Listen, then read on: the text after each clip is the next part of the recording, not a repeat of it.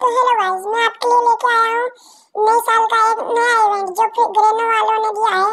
ग्रेनो वालों ने इसमें बहुत सारे फ्री इवेंट और गिफ्ट्स दिए हैं जो आपको मैं अभी बताने जा रहा हूँ। तो चलो ये बोर्ड देखते हैं।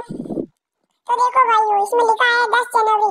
तो 10 जनवरी को हमारे फ्री फायर में एक इवेंट आएगा नेटरो नाम का, जिसमें एक बहुत सारे बंडल और मैजिक क्यूब फ्री में मिलेंगे और गन की स्किन भी आएगी, जिससे जिससे हमें बहुत फायदा होगा। ये क्या पता ग्रेनो वालों को ऐसा क्यों कर रहे हैं, लेकिन जो भी कर रहे हैं बहुत अच्छा कर रहे हैं। 10 जनवरी ये हमारे लिए बहुत बड़ा दिन होगा, उस दिन ये इवेंट होगा और हमें इसे अपडेट करना होगा। इस दिन हम हमारे फ्री फायर के दिन बहुत बड़ा दिन होगा।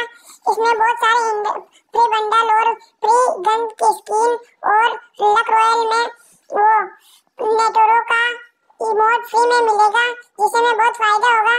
इस वीडियो को लाइक एंड सब्सक्राइब जरूर कीजिए।